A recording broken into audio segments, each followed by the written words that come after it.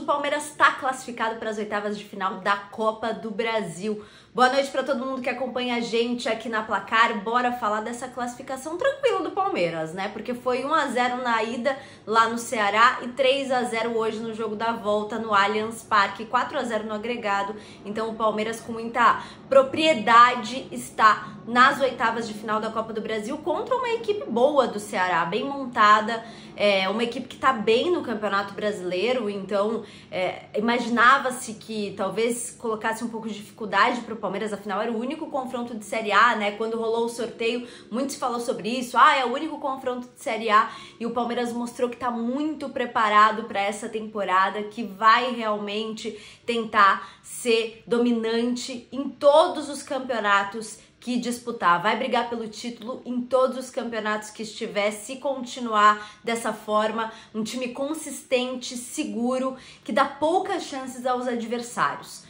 Vamos falar um pouquinho então do jogo de hoje. O Palmeiras que começou um pouco modificado, né? Aliás, o Abel Ferreira, ele tem rodado bastante esse elenco, né? Às vezes fazendo pequenas mudanças, não mudando o time inteiro, mas mexe uma peça aqui, outra peça ali. Tem sido importante para dar rodagem para o elenco, e que é um elenco recheado, né? O Abel pode fazer isso. Aliás, é o melhor elenco que o Abel tem desde que chegou ao Palmeiras.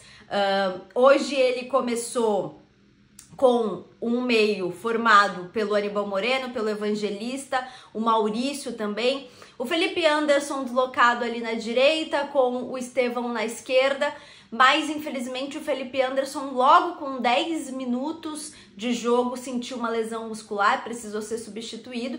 O Abel Ferreira tinha algumas possibilidades, poderia, por exemplo, deslocar o Estevão e colocar o Luigi ali na frente, mas ele preferiu dobrar a lateral e colocar o Mike, que não é nenhuma novidade, né? Ele já fez isso várias vezes desde que chegou ao Palmeiras. O palmeirense está acostumado com essa formação, e vou te falar que eu gostei da atuação do Mike, hein? Achei que ele jogou muito bem. No ano passado, quando ele voltou de lesão, ele voltou mal. E dessa vez parece que foi diferente, né? Hoje eu gostei da atuação do Mike.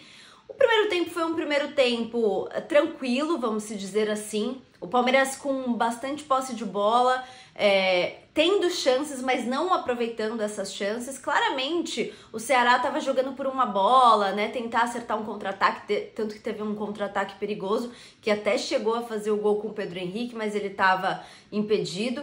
E também tentando pressionar um pouco a saída de bola do Palmeiras para aproveitar um erro do Verdão.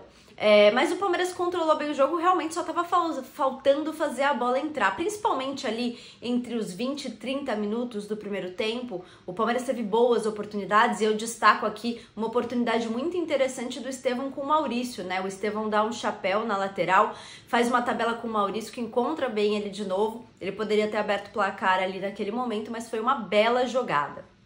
E aí, na segunda etapa, o Palmeiras fez um segundo tempo de almanaque, vamos dizer assim. O Ceará até começou tendo uma boa chance, assustando o Palmeiras, mas aí vem o pênalti, né? E pra mim um pênalti sinceramente indiscutível. O VAR chamou, né? O Daronco acaba dando o pênalti depois que o VAR chama, depois que ele analisa a imagem. E pra mim é indiscutível, porque no momento em que o Estevão passa à frente, o jogador do Ceará acaba tocando ele com o pé, não toca em momento nenhum na bola, e esse contato, né, do pé do jogador do Ceará com o Estevão desequilibra o Estevão, não permite que ele continue na jogada, e aí pênalti pro Palmeiras. O Estevão vai lá, não bate bem, aliás ele bateu bem parecido com a cobrança dele contra o Corinthians no Campeonato Paulista, mas aí ele aproveita o rebote e acaba se redimindo. Não dá nem pra ficar falando muito aqui, né, porque logo em seguida ele já faz um golaço, mostra o talento que tem. Não dá pra gente ficar cornetando muito o Estevão, que aliás foi substituído hoje e ficou bastante emocionado, né? Ele que vai se encaminhando pro fim da passagem dele no Palmeiras. A torcida realmente ovacionando ele, gritando o nome dele, visivelmente ele emocionado ali com esse momento. Agora o Estevão deve jogar contra o Flamengo, e a gente não sabe se ele vai jogar contra o Sporting Cristal, se ele vai ser poupado, né? porque o Palmeiras já tá classificado, já tá garantido como primeira classificação geral da Libertadores, então a gente não sabe o que o Abel Ferreira vai fazer. Então, não sabemos se o último jogo do Estevão no Allianz Parque vai ser contra o Flamengo ou contra o Sporting Cristal. A verdade é que esse contra o Ceará foi um dos últimos e ele foi o grande destaque desse jogo. Mas aí também tem um outro golaço do Flaco Lopes que vai muito bem entre os zagueiros, chuta ali de primeira, realmente um lance muito bonito do Flaco Lopes para aumentar o placar 3-0. O Ceará nem teve muitas chances na segunda etapa. Como eu disse, para mim foi um segundo tempo perfeito do Palmeiras, principalmente depois em que abre o placar, não dá mais chances para o Ceará, e eu acho que esse é um grande mérito dessa equipe do Palmeiras, que não deixa o ritmo cair, mesmo se tá ganhando o jogo, com o jogo controlado, a classificação controlada, porque ali já tinha 2-0 no placar agregado, mas o Palmeiras manteve o ritmo, os jogadores que entraram, e aí a gente fala, né, do banco de reservas do Palmeiras, entrou Richard Rios, entrou Paulinho, jogadores que podem ser e que são, na verdade, o Paulinho ainda não é titular, porque ele tá ainda nesse controle de carga física, nesse planejamento particular para ele retornar de lesão, e o Richard Rios, que é titular a maioria dos jogos. Então, o Palmeiras tem um elenco realmente recheado e consegue manter o nível de jogo com as trocas, né? Com esse banco de reservas com peças importantes. Hoje, por exemplo, o Palmeiras nem teve o Rafael Veiga no banco, que sentiu um desconforto e não esteve à disposição. E mesmo assim, não dá pra dizer que sentiu falta, né? O Rafael Veiga é um jogador importante, claro, mas o Palmeiras tem conseguido se manter. A gente sabe que ele não estava bem antes da lesão, e o Palmeiras tem mantido aí boas atuações durante todos os jogos, seja de Libertadores, de Campeonato Brasileiro e de Copa do Brasil. E mesmo quando não tem uma atuação brilhante, o Palmeiras consegue ser efetivo e garantir o placar.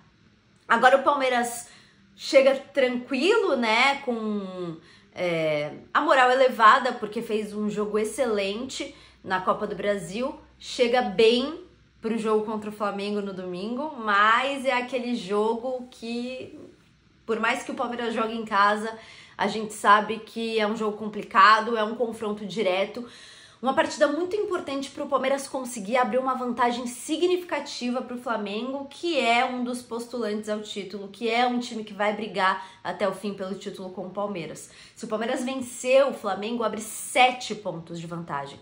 Ah, Isabela, mas tá no início do Campeonato Brasileiro. Sim, tá no início, mas criar uma gordura dessa é algo importantíssimo e significante. Então o Palmeiras precisa aproveitar, lembrando que o Palmeiras tem tido dificuldades com o Flamengo em Campeonato Brasileiro.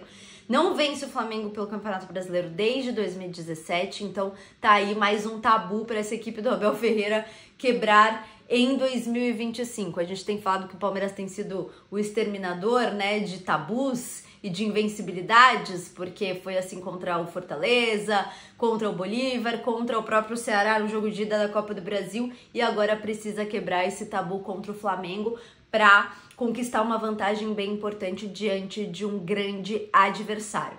É isso, vitória convincente, classificação tranquila do Verdão e bora pro Campeonato Brasileiro. O que vocês acharam do jogo do Palmeiras? Para você, qual foi o grande destaque dessa partida? Comenta aqui para mim.